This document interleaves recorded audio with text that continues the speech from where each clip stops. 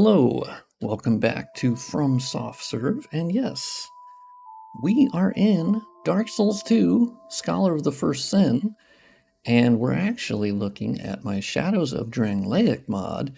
I should preface that obviously underpinning the mod working, Mod working? Is that a word? Is that a phrase? I don't know. It's by DS2 Lighting Engine, which of course is the fantastic Dark Souls 2 mod, which you can barely even call it a mod at this point. It's beyond that. It's ascended.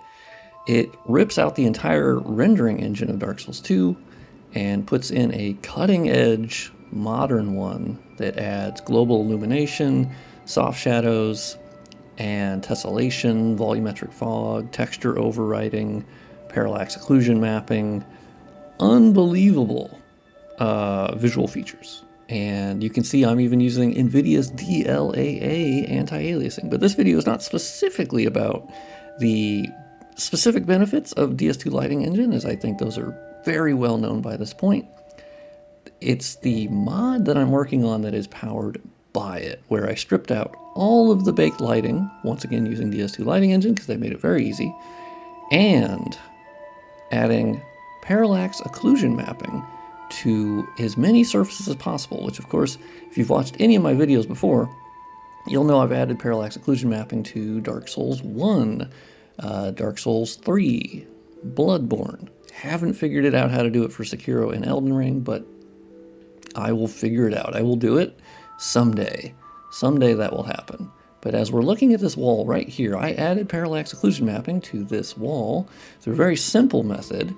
Well, I say simple, but if I explain it to anybody, I'm the biggest, giant nerd in the world. But if we hit F2, basically what you do is in DS2 Lighting Engine, under editor mode, you can go to the override editor, hitting F2, we hit capture, which I think it already captured the scene, but you know me, I'm superstitious. I'm a little stitious, actually.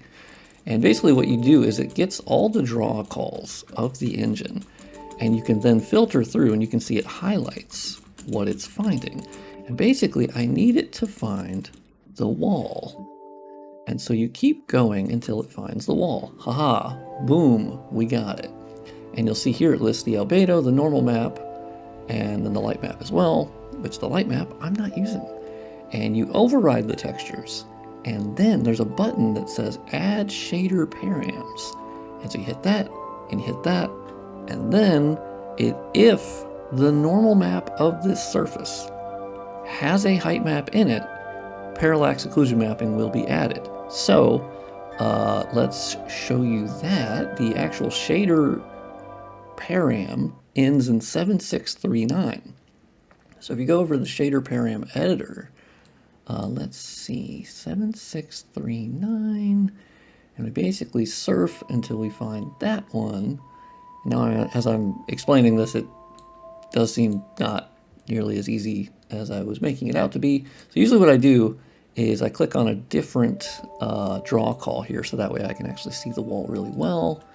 And under 7639, that is controlling the parallax on this wall. And so, there's the cool moment. So basically, by default, it's usually set around here. So the nice thing is there's actually, like DS2 Lighting Engine makes this so nice, because normally in like Dark Souls 1 or Bloodborne, when I'm adding parallax occlusion mapping, I have to do all of this scaling in the height map itself by like the contrast of it and the brightness.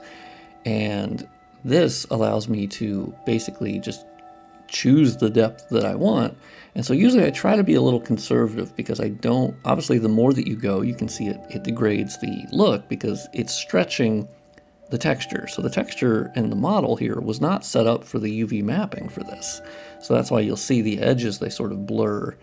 And so I add like a little bit, because this is the wall by default, is this.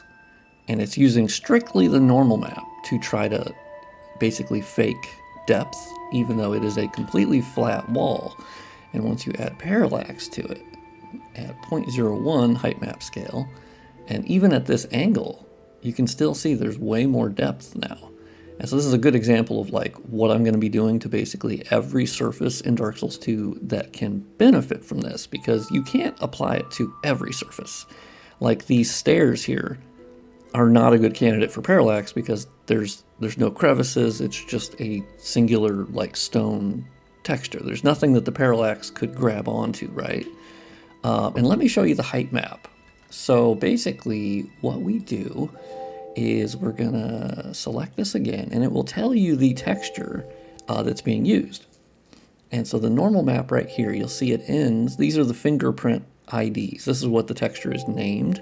It's not what the texture actually is, like in the files, but they use a fingerprinting system to basically identify each one, and they get a unique fingerprint, because obviously you can see how long it is. So you could have infinite, not infinite, but nearly in terms of fingerprint names. So basically what I do is I open up my game folder right here, as you can see, and we go to the texture override folder, which I unfortunately, or fortunately, installed my Scholar of the Second Sin texture mod, which is like 35 gigabytes.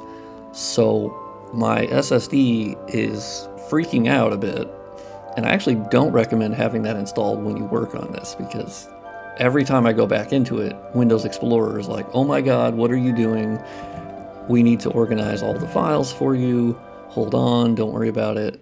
And so usually, yeah, you can search by the fingerprint name, which is H_420, 420 blaze it. And you can see here is the normal map. You can keep typing in more numbers until you get the one that actually is the right texture. And you can see, of course, now it has filtered it down to this, which is a weird pink looking texture. And that's how DS2 handles its textures, or Scholar specifically, and with their RGB channels. So basically, we're going to open this up in Photoshop, which I believe I have not had loaded up. So now Photoshop, you will see it load up. It's fantastic. And it has a cool tiger. That looks AI generated. But anyway, we load it up. And now, oh god, it's loading everything else that I had open. Why would we... Yeah, close all. Yeah, just close all. Save changes. No, get out. Okay, apply to all. Oh my god, that's amazing. Yeah, that's my bad for not remembering that I was working on a ton of stuff before I restarted my computer. And let's hit it again. There we go. Okay, so in the normal map, you'll have the red channel, you have the green channel, you have the alpha channel, but the channel that we need is the blue channel. This is where parallax is stored. And so this is actually an example where this height map already existed. This was in the files. This was already in the normal map, but it was going unused. Dark Souls 2, they seemingly were a little forward thinking, but they didn't end up actually using most all of the height maps that they had stored in the normal map. It just was dormant, and that happened in Bloodborne as well, and Dark Souls 3. And I'm wondering if it's happening in Sekiro and Elden Ring as well. But basically, this height map was already here, and I can tell that based upon, well, the fact that it's already there. But if I forget when I open one and I go, wait, did I make that or did they make that? My height maps do not look like this because I don't know how they were generating these. They must have been using some sort of tool, and I have my own tool, but it doesn't work as well as this with like the gradients and the color. Now, a lot of them were, I would say, not set up 100% correctly, as they have sometimes too much detail on them. As your height map, you don't really want like fine granular detail, because then the parallax is going to pick up on that, and it's going to be all bumpy and weird looking. So what I'll actually do here is show you a good rule of thumb for height maps is you do want to apply some blur, because you actually want to blur it enough to where then the shader is not going to pick up on it. So I just did a Gaussian blur. I think that's how you say that. And that should weaken it just a bit to where it's not going to pick up on all that detail. You can also do a levels sort of adjustment to basically, if the depth is too severe, because black is the lowest point, white is the highest point. Now that's going to depend on your shader and which game, but in this case, black is the lowest, white is the highest. Sometimes it's inverted, but you can just invert the colors if you have to. And so you can actually mess with the levels to do that. And that would be less severe and you just lower the contrast. But we're not going to do that because actually it's fine as is. And then with DS2 Lighting Engine, you can actually save it as just BC7, so the best texture compression. Originally it's BC3, but luckily DS2 Lighting Engine can just take BC7, easy peasy. And so basically you can just save that, and then Photoshop is going to barf that out. And the cool thing with DS2 Lighting Engine is the entire time we've been doing this, the game is still running, and it will update the texture, it will hot reload it as it were. And it's kind of fucking awesome, and it's super fun for me. And so basically I can see it change in real time as Photoshop will update that. And so yeah, actually I can see after the blur, the texture, the parallax looks a little bit better, and it's not picking up on as much of that like granular ass detail that's a technical term. Granular ass, in case you were wondering, is that's absolutely a technical term. And so the cool thing is the other surfaces that will use this texture can also have the parallax. And so I only have to do any of that normal map editing once. Now I do have to say, DS2 Lighting Engine by default, like if you download it and you don't have any of my mods or anything alongside it, it already has parallax enabled on some of these surfaces. So like this floor here already had parallax set up. I didn't have to do that. And so that was done by the creator, Rage Vitamins, which is a funny name, and makes DS2 Lighting Engine. So the default preset had already had some parallax. I'm basically just adding parallax to any surface that did not already have it. And so I've already found tons of surfaces that needed the parallax to be enabled on. And that's kind of the fun thing. So funny story, or maybe not funny story, but it's probably relatable. Let me get the menu down there. And is that I don't think Dark Souls 2 has Steam Cloud Save. I know Dark Souls 3 doesn't, which is absolutely ridiculous. Let's go to Bastille, because I enabled some there as well. But yeah, Dark Souls 3 doesn't have Steam Cloud Save. And DS2, I reformatted my computer because I hated Windows 11 and it can burn in the nearest bonfire. I hate it. And so I went back to Windows 10. And in the process of doing that, I didn't think to save my save files. And so, yeah, I got to play DS2 all over again because I don't have any characters. So this is my character that I'm now playing with. Oh, yeah. I think this floor texture, there's a texture over here. Because I enabled it on this wall a little bit, but it was very subtle because I didn't really want it to be too strong. And that's sort of the trick to parallax, right? Is you have to essentially situate it correctly based upon the stone that you're looking at. So I have to sort of infer, well, how deep should that parallax be? And commonly you can tell that from the normal map. You can be like, oh, okay, so this is how deep the texture should be, right?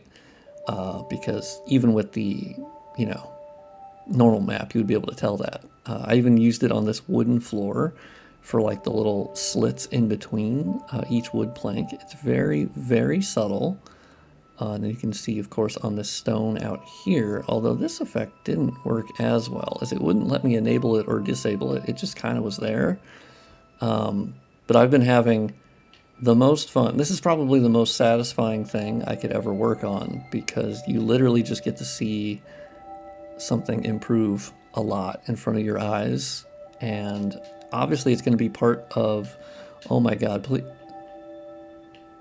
I remember what I was doing the last time I was here.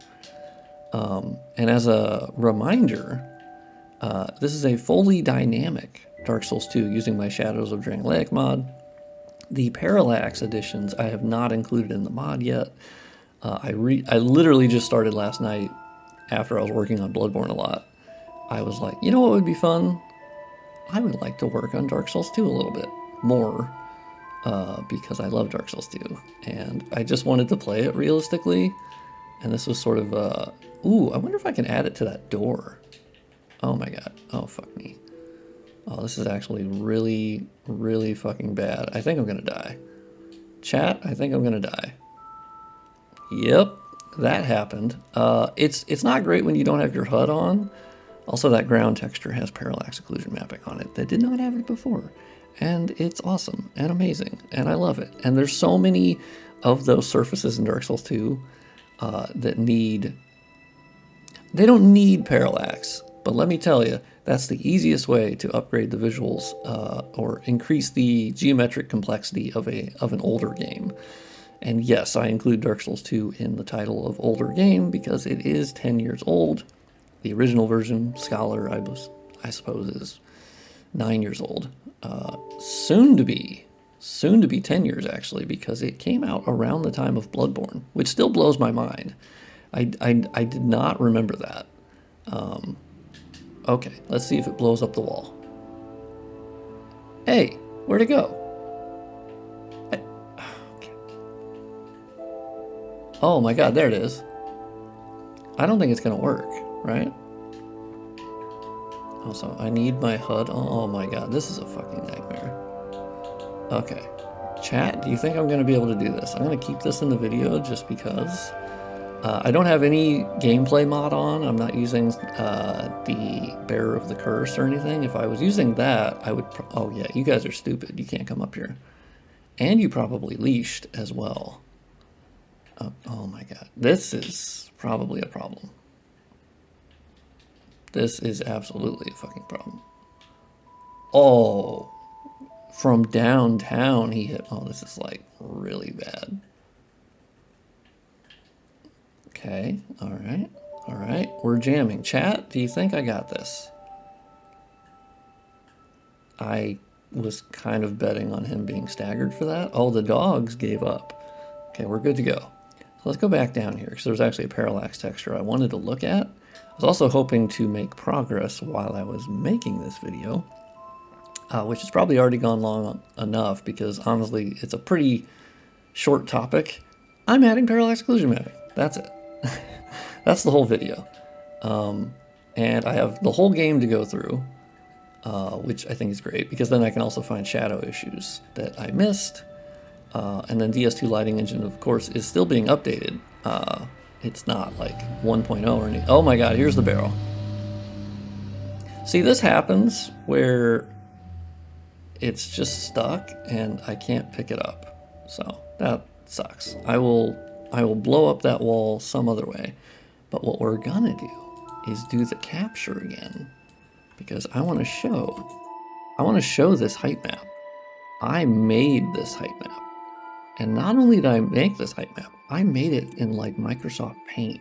Well, really, I made it in Paint.net, but essentially Microsoft Paint, because you can actually, those are usually the best cases or best case scenario. So let's see. This texture is. Well, let's do 4886 first. So I want to show you how much depth is added there. So let's scroll down, because I think it's a recent one. 4886. Let's see, which one is it? I have to strain my eyes. Okay, cool. There we go. There we go. Look at that. Look at that parallax. It's so sick. It's so sick. Okay, I was using pretty subtle parallax because I didn't want it to like go too crazy. It's not super sharp though. I may have blurred the height map a little bit too much. Not perfect for that, because I was trying to stop it from picking up on too much shit, which is also a technical term. Let's go back to this one, and then we're going to pull up the actual height map itself. So we're going to look for the fingerprint texture. Here we go. So here is the actual height map that I made manually for this texture. And I also made this one. And they look like the dumbest ass Microsoft Paint stuff. It's fantastic. I love it. Okay, so luckily these PNGs are saved here. So let's open this up. And we're gonna copy that, and we're gonna overwrite this channel. Oh my god. Oh, I made it a 4K normal map. Oh.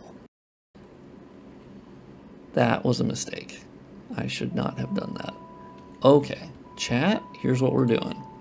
So you want to resize it to the texture size. Oh, not 4,000%, goddamn. Oops.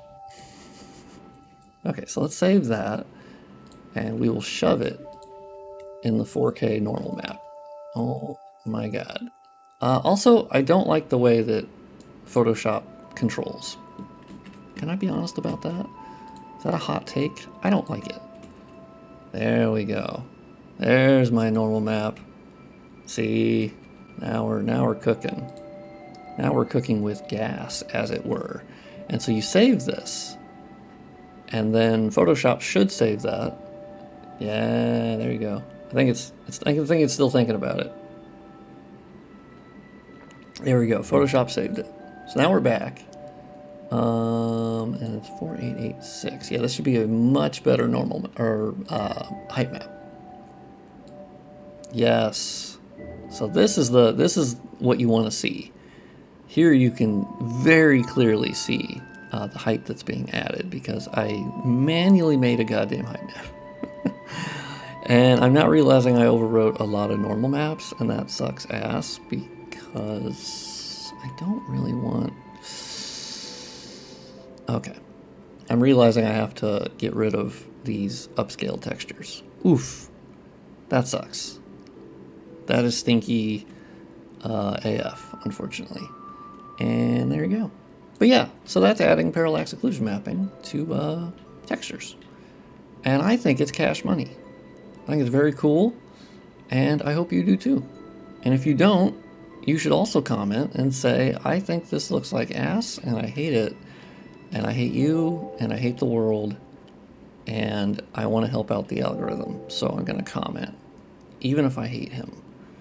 And so yeah, I'll see you on the next video or next stream, which should be soon. See you then.